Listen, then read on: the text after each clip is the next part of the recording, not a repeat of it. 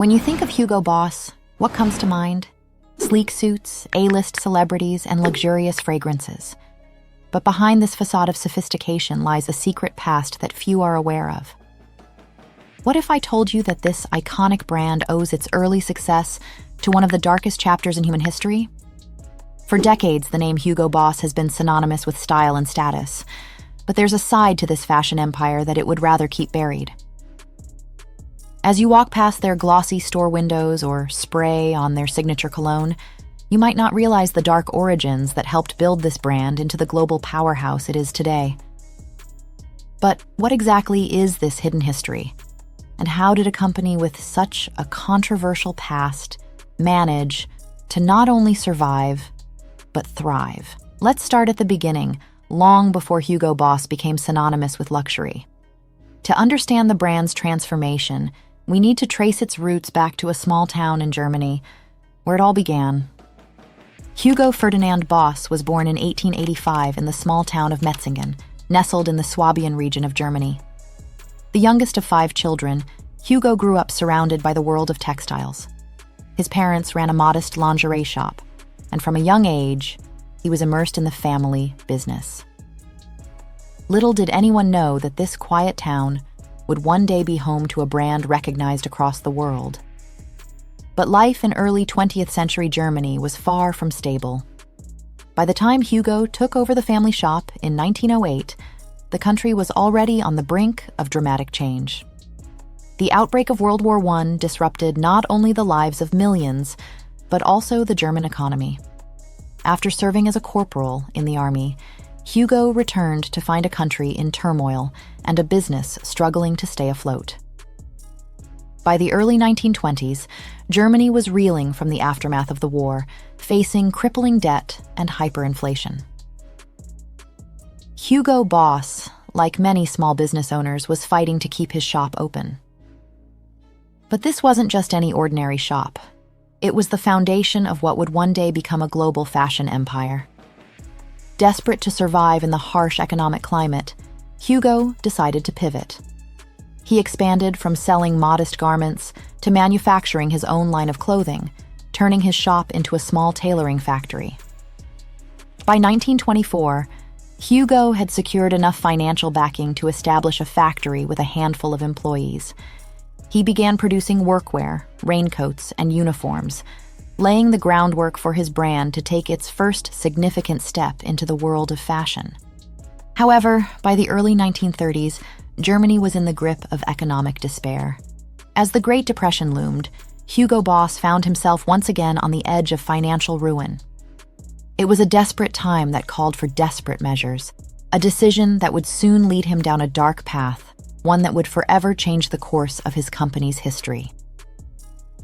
In 1931, seeing an opportunity amidst the rising tide of nationalism, Hugo Boss joined the Nazi Party. It was a calculated move, one that quickly paid off. By aligning himself with the party, he secured lucrative government contracts to produce uniforms. These weren't just any uniforms. They were for the SA, the SS, the very symbols of the Nazi regime. At first, Hugo's small factory, equipped with just a few sewing machines, could barely keep up with demand. But as power grew, so did the orders. With steady contracts pouring in, Hugo Boss's business began to thrive, turning his struggling factory into a booming operation. However, the cost of this newfound success was steep, and not just for himself. To meet the overwhelming demand for uniforms, the company relied on forced labor. By 1940, nearly 140 Polish and French laborers were brought in under duress, forced to work long hours under harsh conditions. While some accounts suggest that Hugo himself was relatively kinder than others, reports indicate that the factory's foremen were ruthless, treating the laborers with little regard for their well-being. Hugo Boss's involvement with the Nazi regime didn't go unnoticed. When the war ended and the Allies began their process of denazification, Hugo was classified as an activist, supporter, and beneficiary of National Socialism. As a result, he was fined and stripped of the right to run his company. Yet, despite his collaboration with the Nazis, Hugo managed to escape with a relatively light punishment, a testament to how deeply the lines between business and politics had blurred during those tumultuous years. The war was over, but for the Hugo Boss company, the real battle had just begun. How do you rebuild a brand that's been stained by its association with the Nazis? The answer wasn't easy, but it was clear. A complete transformation was in order. In the ashes of post-war Germany, Hugo Boss's future looked bleak. Just when it seemed like the company's dark past would be its undoing, a new chapter began. In 1948, Hugo Boss passed away, leaving behind not just a business, but a brand with a tarnished legacy. Left with a struggling company, Hugo's son-in-law, Eugen Holy, took the reins. Understanding that the world was eager to move on from the horrors of the war, Eugen recognized that the brand needed to distance itself from its Nazi associations. The first step, a complete pivot from military uniforms to high-quality men's suits. This wasn't merely a business move, it was a strategic rebranding effort aimed at reclaiming respectability. At first, survival was the priority. In the late 1940s, the company kept afloat by producing uniforms for the French police, postal services, and the Red Cross. However, the real turning point came in 1950, when Hugo Boss secured its first significant order for men's suits. This moment marked the beginning of a transformation. The focus shifted to crafting suits that embodied elegance and sophistication, gradually reshaping the brand's image from wartime supplier to a name synonymous with luxury. By 1967, Eugen Holy had stepped down, passing control to his ambitious sons, Jochen and Uwe Holy. These brothers had a clear vision: to propel Hugo Boss into the global market. In 1970, they launched the first line of Hugo Boss branded suits, blending traditional craftsmanship with modern sensibilities. This move was pivotal, not just in expanding their market, but in positioning Hugo Boss as a brand that could compete on the international stage. But even as Hugo Boss began to rise from the shadows, the question lingered. Could the brand ever truly leave behind its past? Hugo Boss was on a mission, not just to survive, but to dominate the fashion world. In the 1980s, Hugo Boss recognized the need to transform its image even more. The strategy? A powerful combination of celebrity endorsements and luxury branding.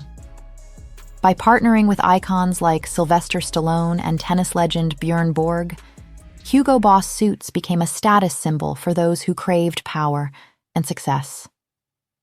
These weren't just ads. They were statements aligning the brand with sophistication and influence. But the brand's ambitions went beyond just suits.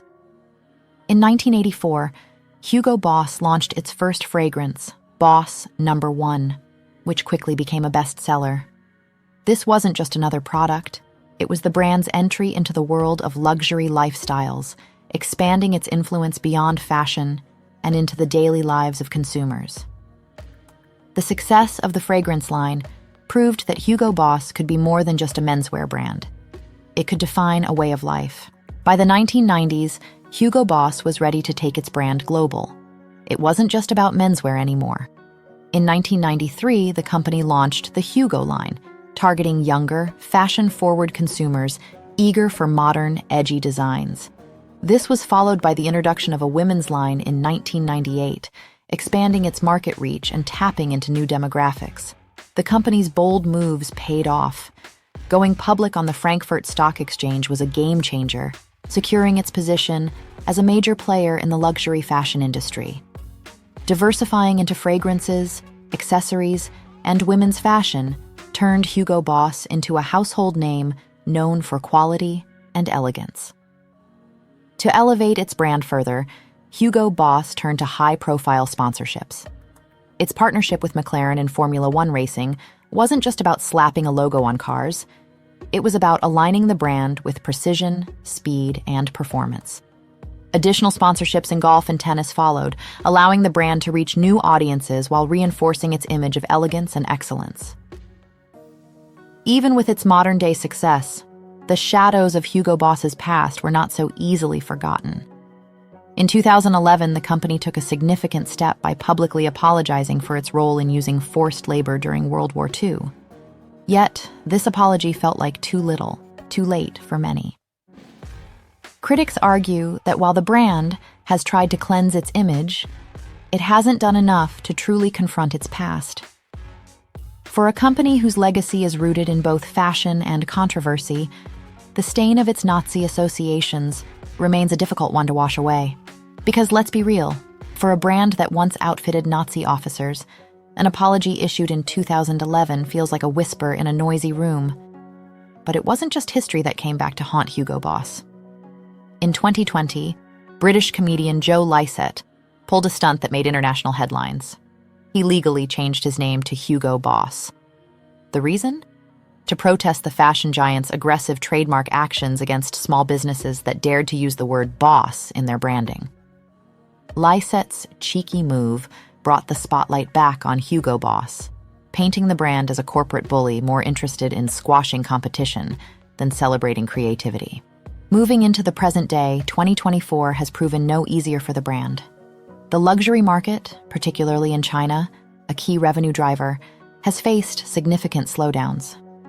As consumer spending tightens, especially among younger Chinese shoppers, Hugo Boss has felt the squeeze.